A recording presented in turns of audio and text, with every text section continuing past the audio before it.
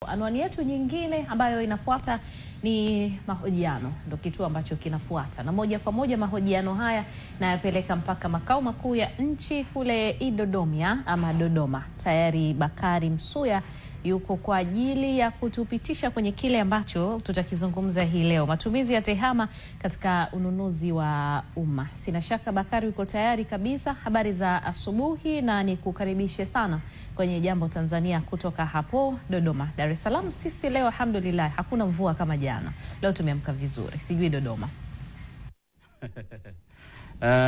Hapa Dodoma Zaituni Miss mambo ni mazuri kabisa. Nimecheka kuzungumzia mambo ya mvua. Je, mtaki mvua Dar es Salaam? Mvua ni neema bwana. Nikushukuru sana Zaituni pamoja na wenzako Sizia Puya pamoja na Abel Onesmo. Mtazamaji wa Jambo Tanzania, karibu hapa katika studio zetu za TBC1 makao makuu ya nchi Dodoma, na kama alivyotoka kuzungumza mwenzangu Zaituni ni kwamba hii leo tunakwenda kuzungumzia matumizi ya tehama katika ununuzi wa umma. Na kuyajadili hayo kwa mapana marefu, nazungumza hapa na James Sando. Yeye ni katibu mtendaji mamlaka ya rufani ya zabuni za umma PPAA. Unaweza kama ndo mara kwanza umesikia hii PPAA, lakini yuko hapa bwana James atatueleza hii PPAA ni nini. Habari asubuhi bwana James. Nashukuru. Habari asubuhi nzuri Bakari. Naam.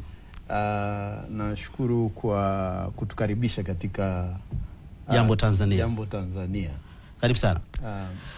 Leo tunataka tufahamu ni kwa kiasi gani tehama mmekuwa mkiitumia katika shughuli zenu hizi za zabuni katika taasisi yenu ya mamlaka yenu hii ya rufani na zabuni za umma PPAA. Lakini kabla tuja kwenda huko, kwa yule ambaye ndio amefungulia runinga yake na anatazama sasa hivi, angependa kufahamu kidogo kwa kifupi hii PPAA ni nini hasa, ilianza lini na majukumu yake ni yapi? Karibu James. Mamlaka ya rufani ya zabuni za umma, kwa kizungu au kwa lugha ya Kiingereza Public Procurement Appeal Authority, ni taasisi ya umma iliyo chini ya Wizara ya Fedha, na imeanza zamani sana 2001. Kama mtu anafuatilia mageuzi ambayo yametokea katika sekta ya ununuzi, atagundua kwamba manunuzi yamekuwa na mabadiliko mengi katika nadhani kama awamu 4 hivi, kwa sababu sheria imebadilika 2001, 2004, 2011 na sasa tuko kwenye sheria mpya ya 2023. Yep. Sheria namba 10. Yep. Ambayo imeanza kutumika rasmi tangu 2024. Mwezi wa 6 na mwezi wa 7. Sasa mamlaka ya rufani ya zabuni za umma imepewa jukumu la msingi kabisa la kwamba katika zabuni au ununuzi wa umma inapokea, inasikiliza, inatoa maamuzi ya malalamiko au rufaa zote ambazo zinazo ibuka ndani ya mchakato mzima wa ununuzi wa umma, tangu pale zabuni inapotangazwa mpaka pale ambapo mkataba unapokuwa umeingiwa na taasisi au mzabuni husika. Yeah. Malalamiko yote au rufaa ambazo zinaweza zikawa zinaibuka hapo, Mtanzania ana haki ya kuanza na afisa masuhuli wa taasisi nunuzi husika, na akiona hajaridhika kwamba lalamiko lako au rufaa yake haikutendewa haki na afisa masuhuli husika wa taasisi nunuzi, anakaribishwa, anaweza kagonga hodi mamlaka ya rufani ya zabuni za umma. James, umezungumzia mabadiliko ya sheria. Labda tu nikwambie kabla sijaenda kwenye hilo. Jukumu lingine ambalo tumepewa, mamlaka ya udhibiti wa ununuzi wa umma, Public Procurement Regulatory Authority, PPRA. Yeah. Ina jukumu ambalo imepewa kisheria la kuwafungia wazabuni ambao either watakuwa wameacha miradi au wamefoji vitu katika ununuzi, wamepewa jukumu hilo kuwafungia. Sasa serikali haikutaka tu watu wafungiwe, imetoa mwanya wa mtu kusema bana hilo hamnachotaka kunitendea sio sawa. Na hao wazabuni wanakaribishwa. Kabla ukipata kwamba umeonewa, tangazo limetoka kwamba utafungiwa na ukapewa fursa ya kutoa malalamiko yako au dukuduku zako, unakaribishwa kuja kwenu. Tuna uwezo na tumepewa kisheria kupokea na kusikiliza na kutoa maamuzi katika eneo hili. Lakini jukumu lingine ambalo mara nyingi huwa ni la kimya kimya ni hili ambalo tunalolifanya sasa hivi. Tunahabarisha umma. Kwa sababu hakuna taasisi ambayo inaweza ikaendelea au kuwepo bila umma kujua kwamba ni wanafanya kitu gani. Na watu Tanzania wengi nadhani wanaweza wakawa wanapata haki zao zinaminywa lakini hawajui pa kwenda. Na wengine wanaweza wakalalamikia serikali sana wakati ambapo taasisi au chombo ambacho serikali imekiweka kipo. Kwa hiyo kwa ufupi hicho ndicho ambacho mamlaka ya rufani ya zabuni za umma inafanya. Bakari. Inaonekana kumekuwa na mabadiliko ya mara kwa mara ya sheria katika taasisi yenu. Labda nini kimekuwa ni sababu ya kila baada ya miaka kadhaa sheria inabadilika katika PPA? Unajua tunaishi katika mazingira ya biashara na kila siku maendeleo yapo. Maendeleo ndio huzaa mabadiliko. Na vitu tunaweza tukawa tumetunga sheria ambayo kwa sasa labda 2001 tungekuwa bado tunaitumia, isingekuwa inaendana na mazingira ambayo tuliomo. Ndio maana serikali mara nyingi hata hii ambayo imebadilishwa imetungwa upya ni zao la Mheshimiwa Dr. Samia Suluhu Hassan, Rais wa Jamhuri ya Muungano. Aliona malalamiko ni mengi kutoka kwa wananchi, akaelekeza kwamba ni lazima sheria ipitiwe ili iweze kutibu vitu ambavyo Watanzania wanavizungumzia. Na kwa aina hiyo sheria hii ambayo tunayotumia ya mwaka 2023, sheria namba 10 ya ununuzi wa umma, ina lengo, imeleta mabadiliko hayo ambayo unaweza ukayaona. Hata mengine ambayo nadhani hata asubuhi ya leo yanaweza kuongelewa hapa kuhusu tehama. 2001 mamlaka ya rufani ya zabuni ilikuwa itumii tehama, ilikuwa inatumia tehama ofisini. Lakini sio katika kutoa huduma lakini sio katika kutoa huduma kwa wananchi. Lakini kwa hiyo mabadiliko yamekuja na yamepelekea mamlaka ya rufani ya zabuni za umma kuingia katika tehama na kuhakikisha kwamba Watanzania hawana haja ya kuja Dodoma. Kuja kufunga safari kutoka Mtwara, kutoka Kigoma, kuja mamlaka ya rufani ya zabuni kujazi kuleta rufaa zao. Wanaweza wakawa wamekaa nyumbani kwao, kwenye biashara zao, mradi tu wawe na mtandao, wana uwezo wa kuleta na kuwasilisha malalamiko yao au rufaa zao. Na hayo ni maboresho ambayo nadhani ni mazuri, ambao serikali nadhani wakati mwingine mimi wanasema mtu anapostahili kupongezwa apongezwe, na kwa aina hiyo tuipongeze serikali kwa sababu inaenda sehemu ambayo ni sahihi. Tuje hapo kwenye malalamiko. Ndio. Kwa sababu ndio msingi wa mamlaka yenu, ndicho ambacho mnahangaika nacho kila kukicha. Yapi ambayo mmekuwa mkiyapokea? Malalamiko gani ambayo mmekuwa mkiyapokea aghalabu kutoka kwa Watanzania? Malalamiko ni Bakari anaweza kawa mengi sana, ya aina nyingi. Lakini utakuta mengi ambayo yanayokuja utakuta kwamba labda ni vigezo ambavyo vimewekwa kwenye zabuni husika haviko sawa. Wakati mwingine inawezekana vingine ni maadili ya viongozi ambao wamepewa jukumu hili, unaweza ukakuta hatuko sawa. Kwa aina hiyo mimi sitaki kusema kwamba na washtaki, hapana. Mimi nachosema tu ni kwamba pale ambapo wananchi wanapoleta malalamiko au wazabuni wanapoleta malalamiko, tusiachukulie kwa hasira au kwamba wanatuchafua, hapana. Wanajaribu kusema kwamba turekebishe mifumo yetu ya ndani. Na kila nadhani hata afisa masuhuli au mkurugenzi mkuu wa taasisi husika huwa anapenda kwamba taasisi yake iboreshe mifumo ya ndani. Na mojawapo ya kuboresha ni kuwasikiliza watu wengine waseme kwamba mchakato wa zabuni ulienda vizuri. Sasa wanapewa wale wahusika ambao waliokuwa kwenye gurudumu. Kama wakileta madukuduku yao au malalamiko yao, ni dhahiri kwamba serikali imeweka mlango wao kusikilizwa, na tunaweza tukachukulia kwa mtazamo chanya kabisa, tukarekebisha mambo yetu ya ndani, na mwisho wa siku tutafika pale ambapo serikali imekusudia kutupeleka. Kwa miaka hii minne mmekuwa mkipokea malalamiko ama rufani nyingi ama chache kiasi gani, na mmewezaje mpaka tunavyozungumza sasa hivi?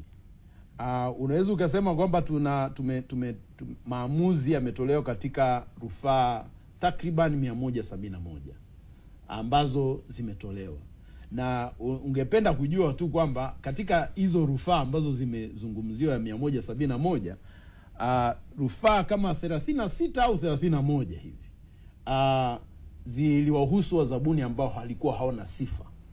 Na kwa aina hiyo ina maana hii kwamba serikali kama tusingezisikiliza wangepewa watu ambao hawastahili kupewa. Na kwa aina hiyo hata huduma ambayo serikali ilikuwa imekusudia wafikie wananchi isingewafikia, au ingefika katikati mradi hautekelezeki kwa sababu amepewa mzabuni ambaye hastahili. Tuje kwenye tehama sasa, ambayo ndio msingi wa mazungumzo yetu. Kabla na baada ya matumizi ya tehama sasa hivi, mnaweza mkajeka katika daraja gani katika utoaji wa huduma? Ni kwa namna gani PPA imekuwa na ufanisi, lakini pia na mchango katika utoaji wa hizi rufani, lakini pia na maendeleo kwa ujumla inapokuja swala zima la usimamizi wa rufani kutoka kwa wazabuni mbalimbali? Nipende kusema hiki, Bakari. Unajua serikali chini ya Mheshimiwa Rais wa Jamhuri ya Muungano wa Tanzania Dr. Samia Suluhu Hassan amekuwa akizungumza sana kuhusu matumizi ya tehama. Amekuwa akizungumza kwamba mifumo isomane. Sasa lengo kubwa ni kwamba tuwe na ufanisi. Ndio lengo kubwa, kwamba kama tunatoa huduma tuitoe kwa ufanisi. Sasa ukiangalia moja ya vitu ambavyo sisi tumekuwa tangu tuanzishwe 2001, tumekuwa tunatumia mifumo, kwa kizungu wanasema tumekuwa manually. Tunatumia kama ni karatasi, watu atafunga safari kutoka Mtwara atuletee maboksi yote ofisini. Atuletee. Kama ni barua itabidi atuletee kwa nakala ngumu, sio nakala laini. Kwa aina hiyo tunasema kwamba kwa kutumia tehama tunaepuka hivyo, kwamba kumuona mtu amebebana na vifurushi anakuja ofisini kwetu. Akitumia hivyo, ina maana hata wakati mwingine upotevu unakuwa umepungua. Kutokuonekana kwa nakala husika za tenda husika tunakuwa haupo. Lakini pia inawapunguzia Watanzania muda. Kwa sababu Watanzania wanapaswa washughulike na vitu vingine, sio wafunge safari. Mtu akifunga safari kutoka Kigoma, ina maana ni wiki nzima labda. Atakuwa amepoteza. Kama ni biashara atakuwa amepoteza kiasi gani? Na ni gharama. Na gharama yake na muda. Na mara nyingi sisi Watanzania labda hatujali kwamba muda tunaopoteza, muda nao ni gharama.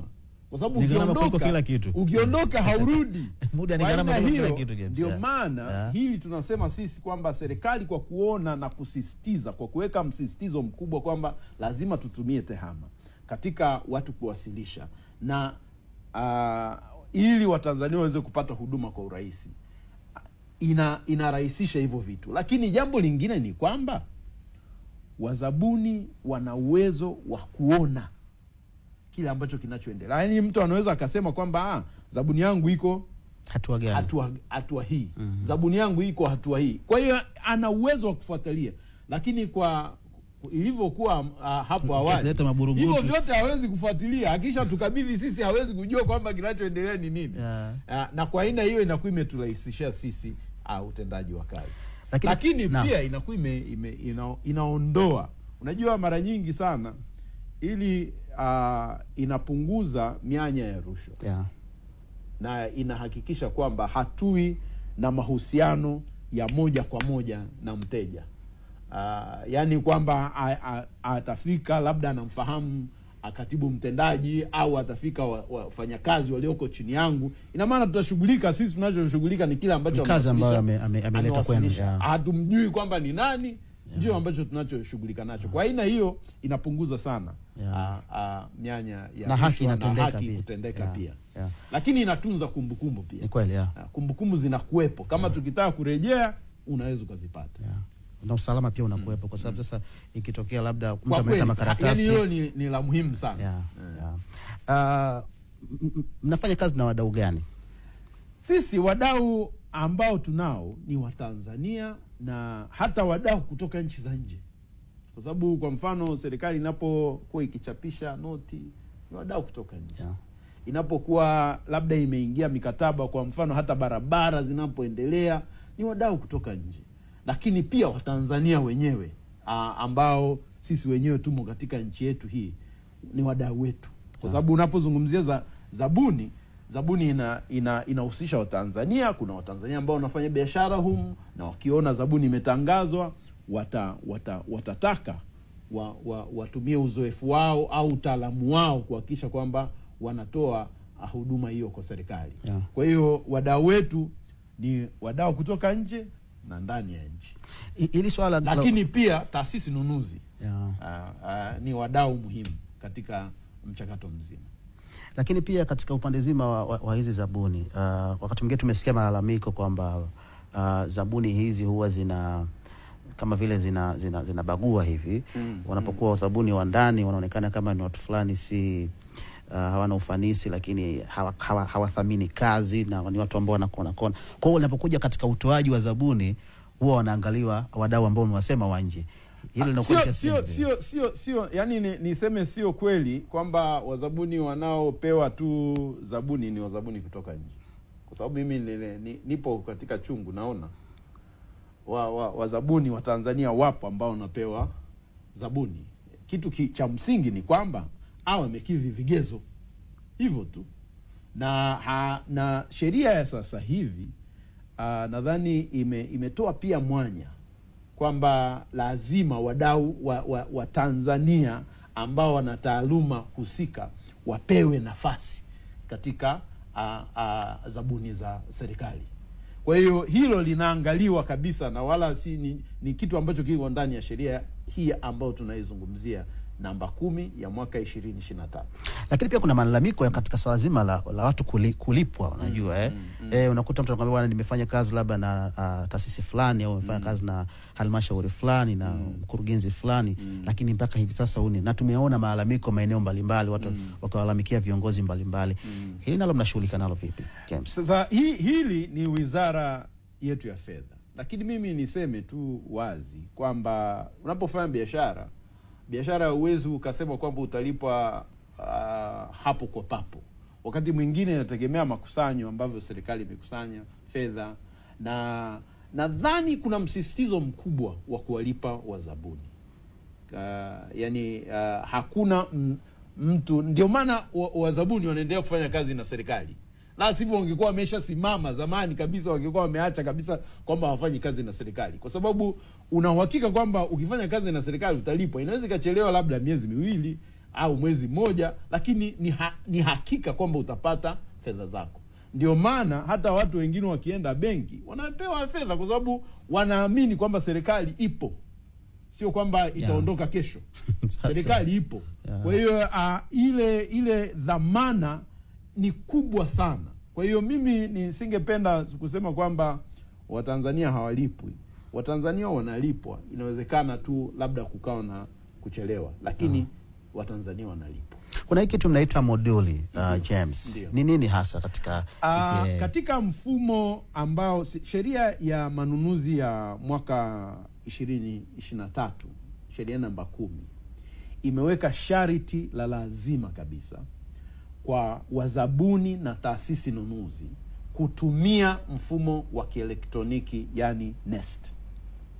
Sasa zabuni zote ambazo zinazotangazwa Tanzania hii kutoka serikalini zinapitia katika mfumo wa NeST, yani mfumo huu wa kielektroniki.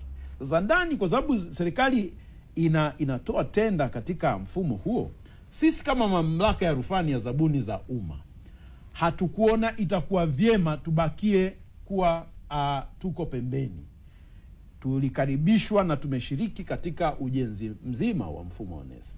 Na moja ya vitu ambavyo vimetufanya tunashiriki ni kwamba tuna sehemu ya complaint and appeal management, ya moduli ya kuwasilisha malalamiko na rufaa za zabuni ndani ya mfumo wa NeST. Ndio maana nasema Mtanzania anaweza kawa amekaa Mtwara, Mtanzania anaweza kawa amekaa Mtwara akawasilisha malalamiko yake. Mtanzania anaweza kawa amekaa Kigoma akawasilisha malalamiko yake. Hahitaji kufunga safari na kuja Dodoma. Ana uwezo wa kufanya jambo hilo la kuwasilisha popote pale alipo. Kwa sababu serikali, nadhani hiyo ndio dhana nzima ya serikali, kwamba ifikishe huduma karibu na wananchi. Ndio dhana nzima. Kwamba Mtanzania asipate shida yuko nchini mwao apate shida kwamba huduma anaipataje.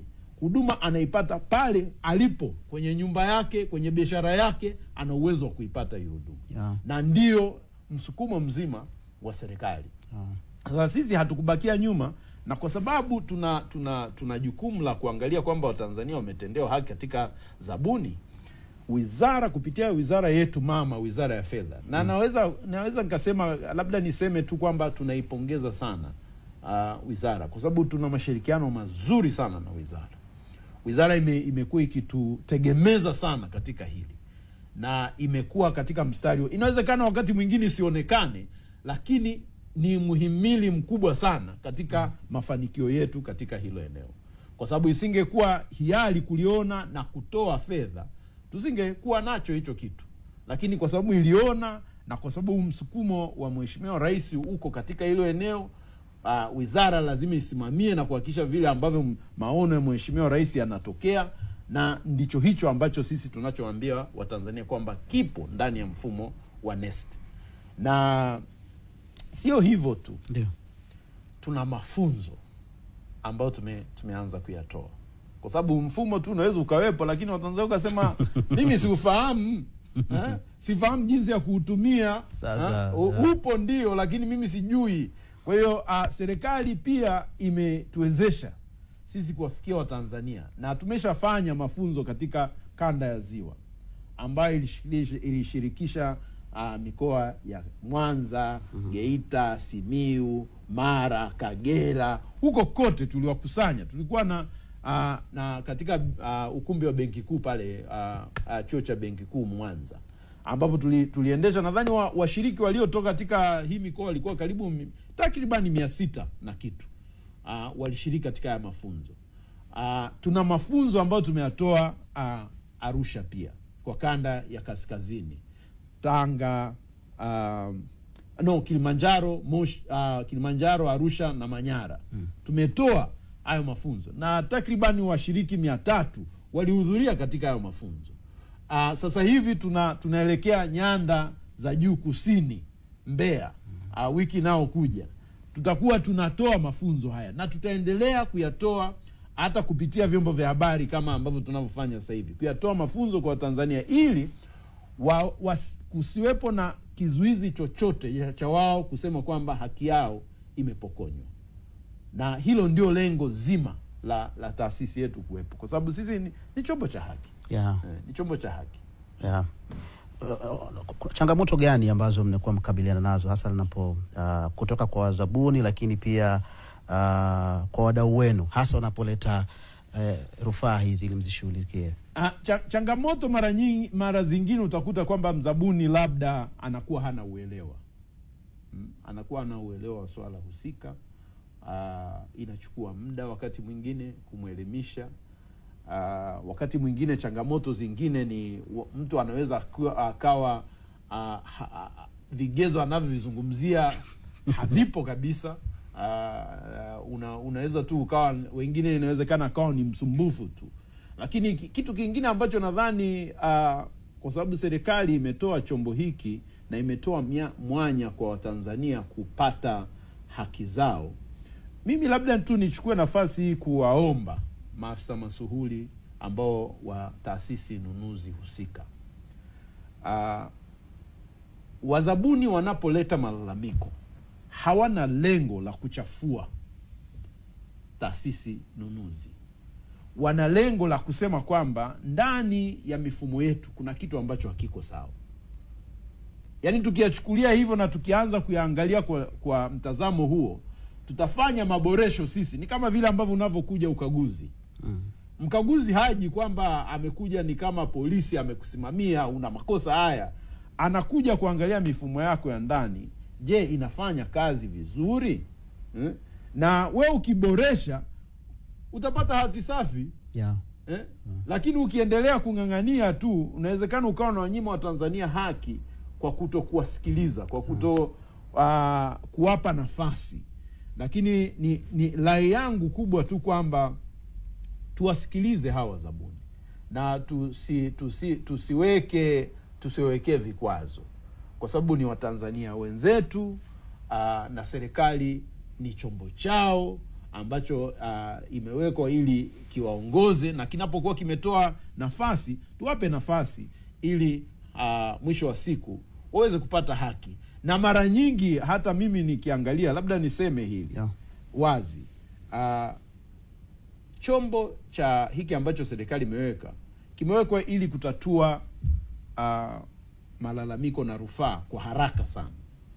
Kwa sababu kama tungefuata mlolongo mwingine au mlolongo wa mahakama, tungechukua muda sana na miradi ingesimama kwa muda mrefu. Lakini serikali ililiona hilo, kwa sababu serikali ina macho, ililiona hilo, na ndio maana ikatengeneza hiki chombo kuhakikisha kwamba maamuzi yanafanyika haraka sana ili huduma iweze kuwafikia wananchi, kama ni miradi iweze kuwafikia. Unajua James, nimecheka kwa sababu unasema serikali ina macho. Unajua kwa watu ndani serikali ni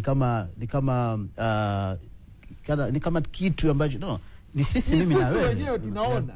Na tunapoona tunarekebisha. Na kwa sababu hiyo ililiona hili na kuona kwamba ikifuata mlolongo wa mahakama, hii kitu kinaweza tunajua ni kitu ambacho sio siri. Inaweza ikachukua kesi, inaweza ikaje kuamuliwa baada ya miaka 5.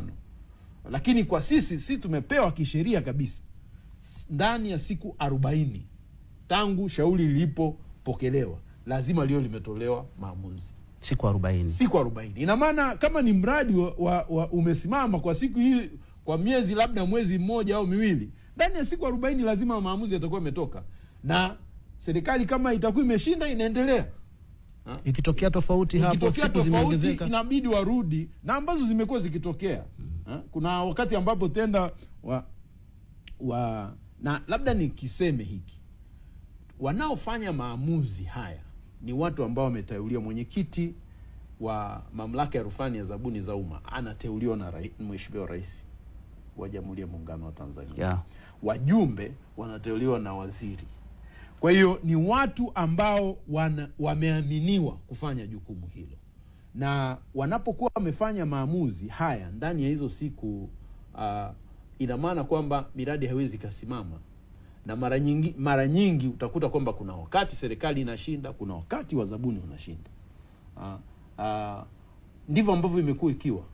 Uwiano ukoje hapo kati ya serikali na wazabuni? Mara nyingi unaweza kukuta kwamba serikali inafuata mifumo, kwa sababu wakati mwingine tu ni mtu, labda kama ambavyo nilivyoanza kusema kwamba wakati mwingine unaweza kukuta mzabuni ameleta vigezo ambavyo sivyo, alivyoelewa ndivyo sivyo. Na mara nyingi unaweza ushindi upo wa pande zote. Uwezo ukasema tu kwamba ni wazabuni tu ndio wanaoshinda au serikali tu ndio inaoshinda. Sio kweli. Kwa sababu otherwise tukisema hivyo itakuwa hakuna haki inayotendeka. Kuna wakati wazabuni wanasema kweli, unaona kabisa huyu ameonewa hapa. Na mamlaka ya rufani ya zabuni kupitia mwenyekiti na wajumbe wake ni watu ambao ni wataalam, ni watu ambao wameaminiwa, ni watu ambao jamii hawezi kuthubutu kuharibu heshima yao kwa vitu kama hivi. Kwa hiyo wanatoa maamuzi ambayo yako sawa. James, kama kapteni, kama nahodha wa EPPA kwa sasa, unatamani mjione wapi? miaka 5 au hata 10 ijayo tangu ianze kutumika sheria mpya mwaka 2023. Unajua tunakotamani ni kwamba tufike sehemu kama ambavyo Tanzania wanatuangalia. Kama TBC na vyombo vingine kama mahakama sasa hivi. Naweza nikasema kwamba ni wapongeze sana Mahakama Kuu. Kwa sababu wao wamekuwa na uwezo wa kuwasikiliza Watanzania popote pale walipo. Yaani Mtanzania mradi umepata nafasi, una internet, unaweza ukaonekana. Kama sisi ambao tunavyozungumza sasa hivi. Matarajio yangu ni kwamba tunafika katika hilo eneo. Ndani ya miaka 5 inayokuja au 10, tuwe Mtanzania anaweza akakaa Mtwara, sisi tukamtumia link tu ambao anaweza akaingia, asikilizwe, awasilisha anachowasilisha, na wajumbe wafanyie maamuzi, wampe maamuzi. Atakuwa anaendelea na biashara yake ule muda tu, labda wa masaa 6 au masaa 5 au 8 ndio atakaotenga. Akimaliza hapo anaendelea na huduma yake. Kwa hiyo mtazamo ambao mimi na uangalia ni kwamba huko ndiko ambako tunakoenda. Kwa sababu ndiko ambako ulimwengu ulipo. Tunafanya mikutano kupitia mitandao. Tangu COVID imekuja, kuna mazuri ambao COVID imeleta. Moja ya vitu ambavyo imefanya ni kwamba watu saizi wanaweza wakafanya mikutano. Naweza nikawa niko Arusha, naweza nikawa niko wengine wako Mtwara, lakini tukafanya kikao na maamuzi yakatoka. Kwa hiyo hata sisi huko ndiko ambako tunakotaka mamlaka ya rufani iende. Kwamba maamuzi ifike sehemu ambapo si lazima, labda kwa Mtanzania yule anayetaka, si lazima kwa yeye kuja Dodoma. Kwa sababu kwa sasa lazima aje Dodoma. Ni kweli atawasilisha malalamiko yake kwa mtandao. Lakini siku ya kusikilizwa lazima aje Dodoma. Sasa tunataka tutembee hatua zaidi ya hapo. Kwamba si lazima uje Dodoma. Si lazima uje Dodoma. Unaweza ukawa Mtwara, sisi tutakupa tu muda. Kwamba muda huu ukifika, kama ambavyo mnavyofanya TBC. Hapa tumefika saa 1:30 tumeingia na Watanzania wote wanaona. Kwa hiyo hata kule sisi tutafanya kitu kama hicho. Kwamba Watanzania akiwa Mtwara, sisi tutamtumia tu kwamba muda huu uingie, maamuzi shauri lako litasikilizwa na maamuzi yatatolewa na utapewa haki yako, kile ambacho unachostahili. Kwa hiyo huko ndiko ambako tunakwenda. Na hiki kinaoana vizuri na msukumo wa kiongozi wetu wa nchi. Kwa sababu amekuwa akisukuma kwamba lazima tutumie TEHAMA kufikisha huduma kwa wananchi. Dunia imebadilika sasa. Na mambo ya artificial intelligence, akili yani vyote hiyo mpaka sasa hivi hiyo mnaitumiaje hiyo? Sasa ni vitu maboresho ambayo tutakayo kuwa tunayafanya. Kwa sababu artificial intelligence inatusaidia sisi hata kuangalia kufanya kama ni uchambuzi wa kesi. Tunaweza tukawa kwa muda mwafaka kabisa tukawa tumetoa kwamba ni kesi ngapi ambazo zipo. Kwa mfano kama sasa hivi moja ya mabadiliko mazuri ambayo yamekuja ni kwamba zamani tulikuwa tujui malalamiko yaliyowasilishwa kwa taasisi nunuzi. Lakini sasa hivi tunajua malalamiko ambayo yanayowasilishwa kwa taasisi nunuzi, kwa sababu tunayaona kwamba tunaona katika zabuni fulani, malalamiko fulani wa zabuni fulani wamewasilisha malalamiko yao kwa taasisi nunuzi husika. Ni mabadiliko ambayo yanayokuja na hii teknolojia ambayo au TEHAMA tunayozungumzia asubuhi ya leo. Wakati tunamalizia mazungumzo yetu James Sando, nini rai yako kwa taasisi nunuzi au maafisa wanunuzi, maafisa masuhuli, lakini pia na wazabuni kwa ujumla, ili tuweze kufikia malengo kwa pamoja, na hiyo mikwaruzano yote kama isiweze kuondoka yote, basi iweze kupungua? Labda niseme hivi Bakari, mimi la yangu kubwa, serikali ina nia njema kabisa na mifumo imewekwa, lakini mifumo hii inaendeshwa na wanadamu. Na sisi wanadamu kama tusipokuwa na maadili, mifumo haitafanya kazi zake. Kweli. Kwa sababu mimi naweza nikadanganywa labda na fedha. Mzabuni anataka aonekane ni ili ni interfere na mfumo. Kwa hiyo kama sisi hatutabadilika ndani ya mawazo yetu na kuwa na maadili, na hii sisemei tu wataalamu wa ununuzi, mimi nasema kwa sababu kuna wanasheria ambao wamo, kuna wahasibu wamo, kuna watu wa manunuzi wamo, kuna watu wa tehama wamo, wote kwa ujumla wetu, na wazabuni, taasisi nunuzi na afisa masuhuli wote, kama sisi tutashikilia maadili katika tasnia, uadilifu na maadili katika tasnia ya ununuzi, mimi na uhakika kwamba tunaweza kupunguza kwa kiasi kikubwa sana mifumo, kwa sababu mifumo tayari ipo. Serikali imekuja na sheria nzuri, ipo. Mfumo wa kielektroniki upo, wa tehama upo. Sasa kinachobaki ni kwamba sisi wenyewe tufanye mabadiliko yetu vichwani mwetu na katika tabia zetu, ili Watanzania waweze kupata kile ambacho serikali imekusudia. Kwa sababu tusipofanya hilo, mimi nitasema kwamba tutakuwa tujafikia kitu ambacho tunachokitaka. Lakini kwa maafisa masuhuli, rai yangu kwa maafisa masuhuli, tusiwawekee vikwazo. Kwa sababu mtu amekuja amekushtaki, nadhani tusiwawekee vikwazo. Tusiwawekee vikwazo au kuwawekea vitisho kwamba utapata tenda tena au utapata zabuni tena. Mimi niseme tu kwamba watu wanapolalamika, ni nafasi yako ya kujitathmini. Wakiwa wanalalamika, usianze kuwarushia mawe, usianze kuwatupia au kuwatishia, kuwatoa vitisho. Fanya tathmini ndani na kuangalia hivi wanachokilalamikia kipo. Kama kipo, rekebisha. Na ukisha rekebisha, watu watanyamaza kulalamika. Kwa sababu wanapolalamika, wanaposema hauwezi ukaona moshi kama moto haupo. Moshi ukiuona unasema lazima kutakuwa na moto.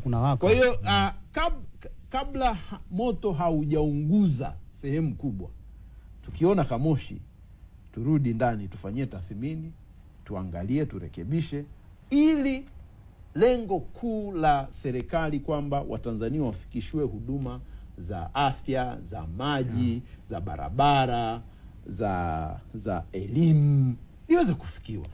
Kwa sababu otherwise hivi vikwazo vikiwepo, vinaweza vikachelewesha hilo lengo la serikali. Na hatuko hapa, Mheshimiwa Rais hakutuamini kufanya hivyo ili tuwe vikwazo. Mheshimiwa Rais ametuamini ili tuweze kuhakikisha kwamba huduma inawafikia wananchi kwa haraka, na wananchi wanakuwa hawana malalamiko kwa serikali. James Sando, nikushukuru sana. Na ya mwisho tu niwakaribishe ndio kwa wale wazabuni wa nyanda za juu kusini. Tuna mafunzo ambayo tutayatoa kuanzia tarehe 29 na 30 mkoani Mbeya. Mwezi wa April. Mwezi wa 4. Wiki nao kuja. Niwakaribishe. Nitumie fursa hii kuwakaribisha kabisa na kuomba afisa masuhuli wawachie watu wao wa tehama, wanasheria, watu wa manunuzi, na kama wao wakipata fursa, tutawakaribisha na wao hata maafisa masuhuli kushiriki mafunzo yetu katika mkoa wa Mbeya, katika kanda ya nyanda za juu kusini. Kwa sababu ni hatua nyingine ambayo tunayoifuata kwa mafunzo ambayo tunayofanya. James Sando, katibu mtendaji kutoka mamlaka ya rufani na mamlaka ya rufani ya zabuni za umma PPA, nikushukuru sana kwa kutenga muda wako na kuja kuzungumza nasi siku ya leo. Nakushukuru sana Bakari na Abel na Zaituni na nadhani ulisema Sizi ya Punya. Nawashukuru sana. Tuko pamoja na TBC katika kuhabarisha umma. Asante sana. Nashukuru sana. Na tutapata wakati mwingine tutazungumza haya kwa mapana marefu na Watanzania wataendelea. Tuko tayari wakati wowote. Asante sana. Nashukuru sana. Naam, Siza Puya Zaituni Hamis pamoja na Abel Onesmo wametoka kumsikia Bwana James Sando, katibu mtendaji kutoka mamlaka ya rufani ya zabuni za umma PPAA, akielezea hapa ni kwa namna gani TEHAMA imekuwa na mchango mkubwa katika mamlaka hiyo katika lile gurudumu zima la kuwahudumia wananchi, hasa hao wakifanya kazi na wadau mbalimbali wakiwemo maafisa masuhuli, watu wa manunuzi, lakini pia ametaja hapa hiyo kuna watu masuala ya wanasheria katika ule mnyororo mzima ambao unahusisha zima la ununuzi wa katika zabuni za umma. Na baada kufikia hapa, mimi sina ziada, narejesha matangazo haya kwenu ili muweze kuendelea na Jambo Tanzania. Asante na kwaheri na asubuhi njema. Naam, shukrani sana Bakari Msuya kutoka Dodoma. Matumizi ya TEHAMA kwa manunuzi ya umma, na kama ambavyo unafahamu kwa sasa TEHAMA ndo kila kitu na huwezi kuiepuka kwa namna yeyote ile.